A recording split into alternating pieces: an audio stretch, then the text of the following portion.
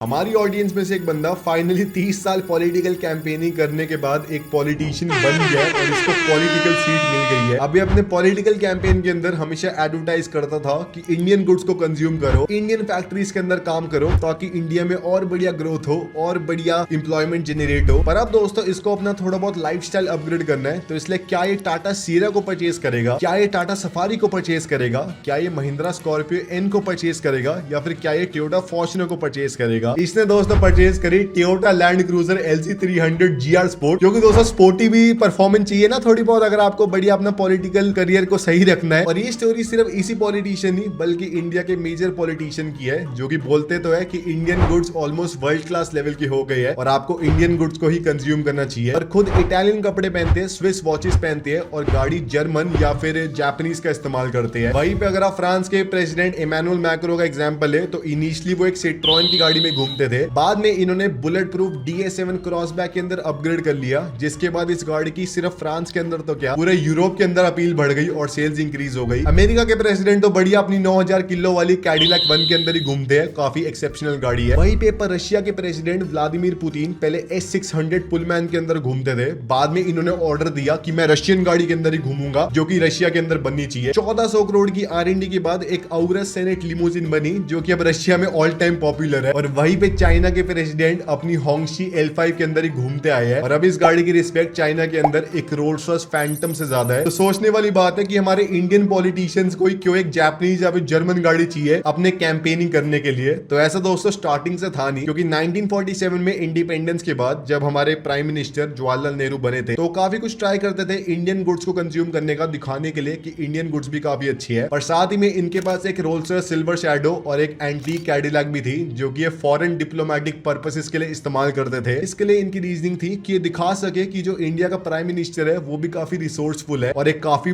Proper एक अच्छी country है इंडिया, जिसके पास रिसोर्सेज है। अब आने वाले 1957 के अंदर इंडिया की हिंदुस्तान मोटर यूरोप की मॉरिस ऑक्सफोर्ड से उनकी एम्बेसडर की पेटेंट राइट्स को खरीद लेती है और वेस्ट बंगाल में इस गाड़ी को बनाना शुरू कर देती है। जो गाड़ी हम इतने सालों से इस्तेमाल करते आए वो भी दोस्तों इंडियन थी नहीं। और सेकेंड हमारे प्राइम मिनिस्टर मिस्टर शास्त्री ने इसी गाड़ी को इस्तेमाल करा अपने पूरे कैंपेनिंग या फिर हर एक पॉलिटिकल पर्पस के लिए, जिसको देख के बाकी सारे पॉलिटिशियंस ने भी इसको इस्तेमाल करना शुरू कर दिया। 5 डेकेड्स के अंदर इसकी इमेज सॉलिडिफाई हो गई as a proper powerful political car. इसके अंदर अगर कोई बंदा बैठा है, ही हैज सम रिसोर्सेज। पर फिर 1990s में गाड़ी काफी पुरानी हो जाती है, जिसके अंदर काफी बेकार फ्यूल एफिशिएंसी होती है। इसके अंदर सेफ्टी के नाम पे लिटरल एयर बैग्स भी नहीं थे, ना तो इस गाड़ी के अंदर कोई क्रम्पल जोन थे। तो मैं पर्सनली खुद भी ना चाहूँ कि मेरे जो पॉलिटिशियंस है इस गाड़ी के अंदर घूम रहे हैं। पर फिर 2001 के पार्लियामेंट अटैक के बाद सब कुछ चेंज हो जाता है, जिसमें ग्रुप ऑफ टेररिस्ट एक सिमिलर दिखने वाली व्हाइट कलर की एम्बेसडर को लेते हैं, जिसके अंदर पॉलिटिकल नंबर प्लेट होती है, और इसको पार्लियामेंट के गेट के आगे लेके जाते हैं। अब सिक्योरिटी गार्ड्स को लग रहा होता है कि भाई अंदर तो कोई पॉलिटिशियन ही बैठा होगा, क्या ही चेकिंग करनी, और वो डायरेक्टली इस गाड़ी को अंदर ले जाती है। और अंदर जाते ही दोस्तों इस गाड़ी के अंदर बॉम्ब ब्लास्ट होता है, जिससे इंडिया को काफी नुकसान हो सकता था। और अगर ये भी स्टोरी कम है, तो अटल बिहारी वाजपेयी जी भी एक अपने कॉन्वॉय के अंदर चल रहे थे इस एम्बेसडर के अंदर ही, और रैंडमली ये गाड़ी बीच में रुक जाती है और फिर इंडिया की स्पेशल प्रोटेक्शन ग्रुप्स को उनको इवैक्यूएट करना पड़ता है एक दूसरी गाड़ी के अंदर। तो SPG ग्रुप बोलता है कि भाई हम अब रिस्क और नहीं ले सकते, इस गाड़ी के अंदर अपने प्राइम मिनिस्टर को और नहीं घुमा सकते, इसलिए वो 2 VR7+ प्रोटेक्शन वाली BMW 7 सीरीज के ऑर्डर देती है। जिसके बाद इंडिया की हिस्ट्री में पहली बार होता है कि पूरे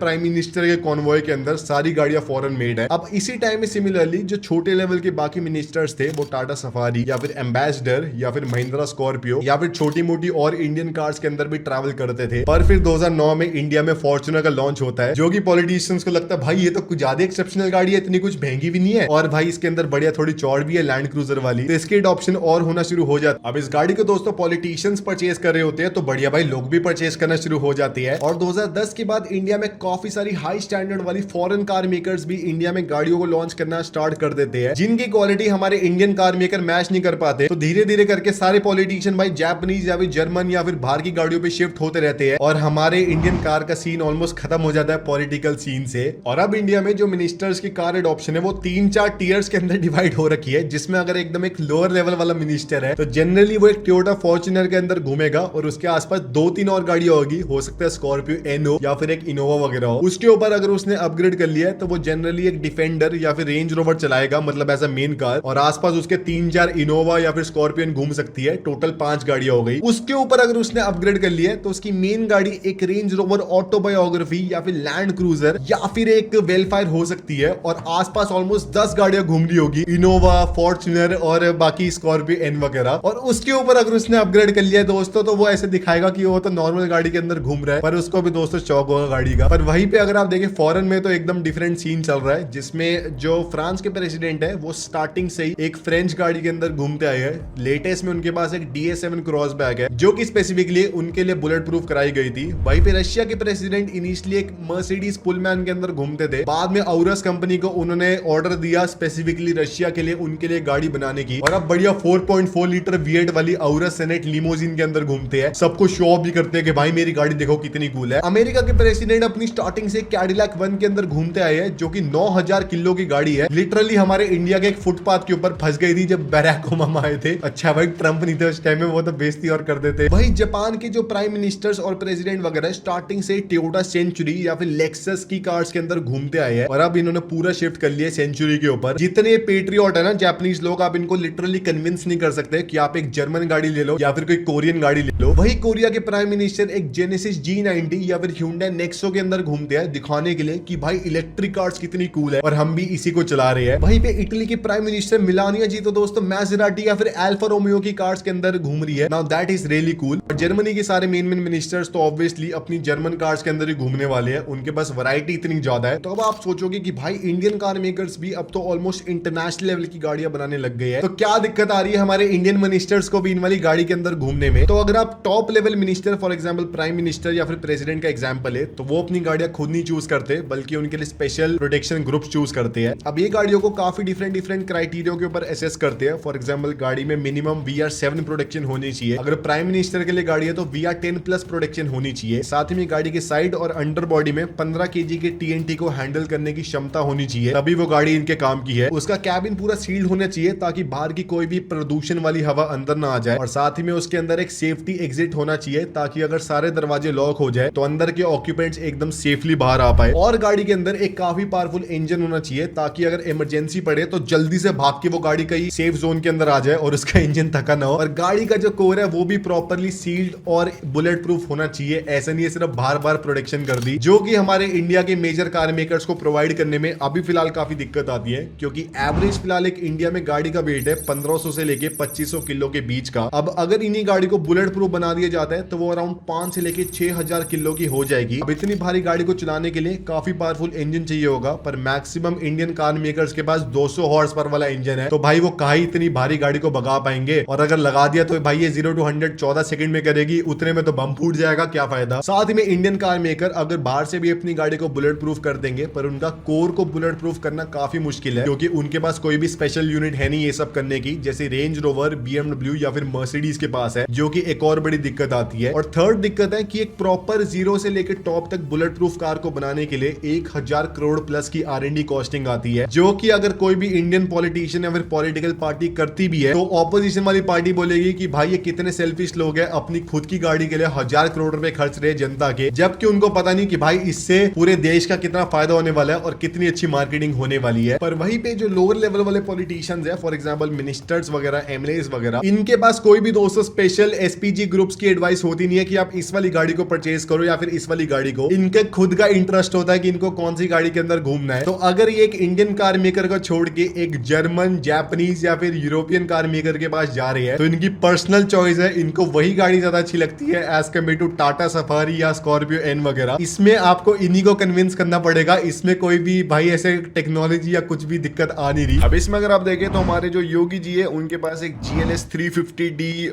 आर्मर्ड या फिर एक लैंड क्रूजर आर्मर्ड है, जो कि दोस्तों काफी कुछ ऐप 10 को चाहिए होगी इतनी सिक्योरिटी वाली गाड़ी। नीतीश कुमार जी के पास एक रेंज रोवर या फिर एक Hyundai Ioniq 5 है, तो इलेक्ट्रिक कार के ऊपर भी थोड़ा बहुत ट्रांजिशन हो रहा है। जो हमारे राहुल गांधी जी है उनके पास जीप रैंगलर या फिर टाटा सफारी है। वहीं पे दिल्ली की CM रेखा गुप्ता जी एक MG ग्लॉस्टर के अंदर ट्रैवल करती है जो। और बाकी अगर आप देखिए काफी सारे मिनिस्टर्स के पास रेंज रोवर है, काफी सारों के पास टोयोटा की लैंड क्रूजर या फिर फॉर्च्यूनर्स वगैरह। और अब के टाइम में इंडियन कार्स की कॉन्सेंट्रेशन काफी कम हो गई है टू बी ऑनेस्ट। अब ऐसा भी नहीं है हमारे इंडिया के टॉप लेवल जो बड़े बड़े कार मेकर है इन वाली कार्स को बनाने में असक्षम है, क्योंकि जो इंडिया की 3 बड़े आप कार मेकर कह सकते हैं जो कि पैसेंजर व्हीकल्स बनाते हैं, जिसके अंदर टाटा मोटर्स के पास खुद का अपना टाटा एडवांस सिस्टम वाला एक बुलेट प्रूफिंग वाला डिपार्टमेंट है, जो कि सिर्फ अपनी नहीं बल्कि और कार मेकर की कार्स को भी बुलेट प्रूफ बनाते हैं ऑलमोस्ट नेटो लेवल पे, पर कोई भी इनकी प्रॉपर पैसेंजर व्हीकल है नहीं जो कि वाइड स्केल हर एक बंदा इस्तेमाल कर रहा हो, जिसकी वजह से अगर आप देखें इनकी सब्सिडियरी जैगुआर लैंड रोवर के पास एक सेंटिनल वाला डिपार्टमेंट है जो कि specifically bullet proof range rover को बनाती है, जो कि ऑलमोस्ट वर्ल्ड की टॉप 5 बुलेट प्रूफ कार्स में से आप ये कह सकते हैं। ऑलमोस्ट सारी कंट्री के पॉलिटिशियंस इनडायरेक्टली इस वाली गाड़ी का इस्तेमाल करती है, जिसके अंदर आपको VR8 से लेके VR10 तक की प्रोडक्शन मिलती है और इस गाड़ी के कोर से लेके इस गाड़ी की ओवरऑल बाकी सारी चीजें लैंड रोवर खुद से बना रही है। अब टाटा मोटर चाहे तो सेंटिनल वाले डिपार्टमेंट का इस्तेमाल करके अपनी खुद की एक बुलेट प्रूफ कार को बना सकती है, जिसमें सबसे अप्रोप्रिएट इनकी अविन्या होने वाली है जो कि इंडिया में लोकली बनेगी टाटा मोटर के नए वाले प्लांट पे। और इस वाली गाड़ी के अंदर वही कोर इस्तेमाल हो रहा है जो कि लैंड रोवर की आने वाली कार्स के अंदर इस्तेमाल होगा, तो शेयर्ड आर्किटेक्चर भी है। अब इसके अंदर बेनिफिट क्या है कि ये गाड़ी काफी बड़ी होने वाली है, काफी लग्जूरियस होने वाली है, तो जो टॉप लेवल पॉलिटिशियंस है उनके लिए काफी अप्रोप्रिएट है। साथ ही में ये गाड़ी इलेक्ट्रिक होने वाली है, जिसमें आपको अराउंड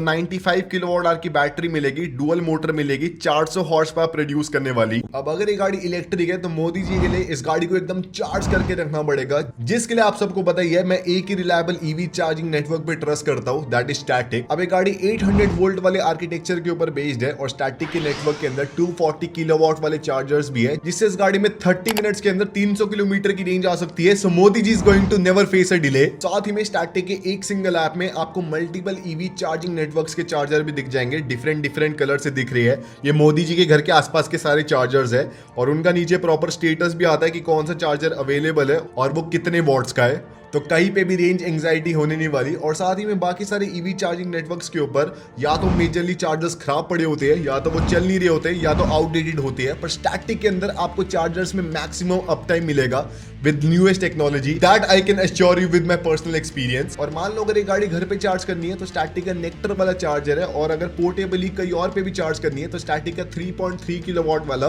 पोर्टेबल चार्जर भी आता है, जो कि आप सब कुछ ऑर्डर कर सकते हैं स्टैटिक के ऐप से, लिंक डिस्क्रिप्शन में है। अभी जाके डाउनलोड करो India most reliable EV charging network app. वहीं पे जो टाटा मोटर्स की सफारी है और जो हैरियर है उसका भी काफी कुछ इस्तेमाल हो सकता है एस्कॉर्टिंग व्हीकल के तौर में, जिसमें अगर आप देखें इंडिया के जो टॉप लेवल मिनिस्टर है उनकी एक प्राइमरी गाड़ी होती है, आसपास 3, 4, 5 और गाड़ियां होती है जिसमें सिग्नल ब्रेकर्स या फिर प्रोटेक्शन वाला इक्विपमेंट होता है। अब इन वाली कार्स को भी बुलेट प्रूफ बनाना होता है, पर उस लेवल का नहीं जिस लेवल में मेन ऑक्यूपेंट बैठा हुआ है। तो जो टाटा सफारी है और जो हैरियर है उनका भी ऐसा बुलेट प्रूफ वर्जन बन सकता है एक VR6-7 लेवल पर। पर साथ ही में अगर आप देखें इंडियन कार मेकर की जो टाटा मोटर है उसकी लेटेस्ट प्रोडक्ट है टाटा सीरा, जिसका अगर एक प्रॉपर बुलेट प्रूफ लिमोजिन वाला वर्जन बनता है that would be really good for the marketing of the overall brand और इंडियन कार मेकर्स के लिए भी। वहीं पर अगर आप देखें जो सेकंड कार मेकर है फोर्स मोटर्स, उसकी गुरखा काफी एक यूटिलिटेरियन काफी बड़ी सी गाड़ी है, जिसका JCBL और बाकी सारी आर्मनिक कंपनीज खुद से एक बुलेट प्रूफ वाला वर्जन बनाती है। अब फोर्स मोटर खुद से तो इसका बुलेट प्रूफ वर्जन बनाते नहीं, पर ये गाड़ी भी एस्कॉर्टिंग व्हीकल के तौर पे काफी बढ़िया इस्तेमाल हो सकती है, क्योंकि एक तो इस गाड़ी के अंदर 3000 सीसी का इंजन है जो कि काफी बढ़िया टॉर्क प्रोड्यूस करता है और अंडर पावर्ड है। साथ ही में गाड़ी काफी बड़ी सी है और इसकी बॉडी ऑलरेडी काफी भारी है, तो अगर इसके ऊपर चेंजेस करते भी है फोर्स मोटर तो वो काफी कम इंपैक्ट डालेंगे गाड़ी की ओवरऑल ड्राइविंग वगैरह में। अब वहीं पे इससे और पोटेंशियल लगता है महिंद्रा, जिसकी खुद की एक बुलेट प्रूफिंग आर्म है UAE के अंदर, जो कि लैंड क्रूजर और महिंद्रा की खुद की कार्स को भी बुलेट प्रूफ करते हैं। पर अगर आप देखें महिंद्रा की जो पूरी लाइनअप है वो काफी पोटेंशियल लगती है इन वाले काम के लिए, जिसमें जो इनकी स्कॉर्पियो N है ऑलरेडी उसका बुलेट प्रूफ वाला वर्जन काफी सारे एस्कॉर्ट व्हीकल्स के तौर पे इस्तेमाल हो रहा है, और अगर इसकी सेफ्टी इनहांस महिंद्रा कर देते हैं और इसके अंदर जो कोर है उसको भी बुलेट प्रूफ बनाते हैं, तो काफी ज्यादा पोटेंशियल है कि टॉप लेवल पॉलिटिशियंस भी इस गाड़ी का इस्तेमाल कर पाए, स्पेशली अगर हमारे इंडिया की PM करते हैं, that would be really nice. साथ ही में जो थार है उसका भी बुलेट प्रूफ वाला वर्जन ऑलरेडी बन रहा है, महिंद्रा नहीं बना रहे, बाकी सारे JCBL वगैरह बना रहे हैं, इसका भी काफी इस्तेमाल हो सकता है अगर ऐसे एक्स्ट्रा टेरेस्ट्रियल फॉर्म में एक ऐसे बढ़िया व्हीकल चाहिए जिससे एटलीस्ट टॉप टियर वाले तो नहीं पर सेकंड टियर वाले पॉलिटिशियंस इस गाड़ी का इस्तेमाल कर ले तो और बढ़िया होगा। और अगर ऐसा होने लग जाता है तो दोस्तों 3-4 काफी बड़े बेनिफिट्स है। पहला है मार्केटिंग का, कि फॉर एग्जांपल जब भी हमारे इंडिया का कोई भी मिनिस्टर बाहर जाता है और वो अगर अपनी गाड़ी को लेके बाहर जाएगा तो बाकी मीडिया भी उस गाड़ी को कवर करेगी, उस कॉन्वॉय को कवर करेगी, जिससे हमारी इंडियन ब्रांड्स की अपील फॉरेन मार्केट के अंदर भी और इंक्रीज होने वाली है और हमारे ब्रांड्स को बाहर गाड़ियां बेचने में और आसानी होगी। कि जो हमारे प्राइम मिनिस्टर है वो खुद हमारी टाटा सीरा की बुलेट प्रूफ वाले वर्जन का इस्तेमाल कर रहे हैं, तो आप भी इसको खरीद के देखो देखो आपने ऑलरेडी तो देखी हुई है ये गाड़ी जब हमारे प्राइम मिनिस्टर मिलने आए थे आपसे, जो कि बाकी सारी कंट्रीज को हो भी रहा है, क्योंकि जापान के अंदर सेंचुरी टोयोटा ने स्पेसिफिकली उनके रॉयल फैमिली और उनके मिनिस्टर्स के लिए बनाई थी। उसके बाद ही उस गाड़ी की अपील इतनी बढ़ गई, जापान में इस गाड़ी के लिए ऑलमोस्ट 2-2 साल की वेटिंग चलती है और फॉरेन में भी अब लोग इस गाड़ी को परचेज करना स्टार्ट हो गए हैं। साथ ही में जो रशिया के प्रेसिडेंट अपनी औरस सेनेट लिमोजिन को हर एक कंट्री के अंदर लेके जाते हैं, तो प्रॉपरली सबको दिखाते हैं कि भाई मेरी कंट्री में देखो कितनी बढ़िया गाड़ी बनी है। उनको ऐसे ड्राइव पे लेके जाते हैं दिखाने के लिए कि रशियन टेक्नोलॉजी सो